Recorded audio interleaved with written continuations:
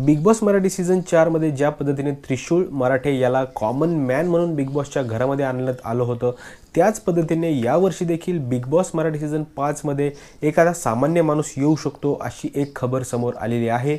आणि त्याच्यामागचं कारण असं आहे की गेला सीझन जो होता तो चालला नव्हता आणि जो स्पर्धक त्यांनी आणला होता तो देखील एवढं काही खास करू शकला नव्हता। आणि बॅकग्राऊंड जर त्याचं आपण चेक केलं गेलं त्यानंतर असं कळालं की तो देखील हा फिल्म इंडस्ट्रीमधलाच आहे, पण त्याचं कुठंतरी नाव होत नव्हतं, त्यामुळेच कोणाच्या तरी जुगाडाने तो तिथपर्यंत पोहोचला होता अशी खबर बाहेर आली होती।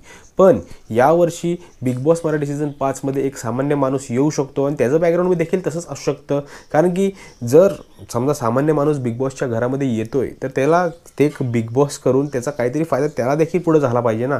बिग बॉस केल्याने त्याला ॲक्टिंग येत नाही, काही येत नाही, फक्त प्रॉपरली एक रिॲलिटी शो खेळू शकतो, तर त्याचा पुढे जाऊन काही फायदा नाही आहे ना। मेकर्सला पण फायदा नाही आहे की जे काही कॉन्ट्रॅक्ट्स वगैरे साईन होतात त्यानुसार त्याला मेकर्सला देखील फायदा झाला पाहिजे ना त्या व्यक्तीचा। तर अशा गोष्टी असल्यामुळे बिग बॉस मराठी सीझन 5 मध्ये जो कोण सामान्य माणूस हा बिग बॉसच्या घरात येऊ शकतो याची जी बॅकग्राऊंड आहे ती देखील अशीच कुठली ना कुठली तरी एखादी समजा यूट्यूब असू शकतं किंवा काही ना काहीतरी ॲक्टिंगच्या रिलेटेड तो काही करत असेल किंवा काय असेल, याच दृष्टिकोनातून तो देखील बिग बॉस मराठी सीझन 5च्या घरामध्ये येऊ शकतो।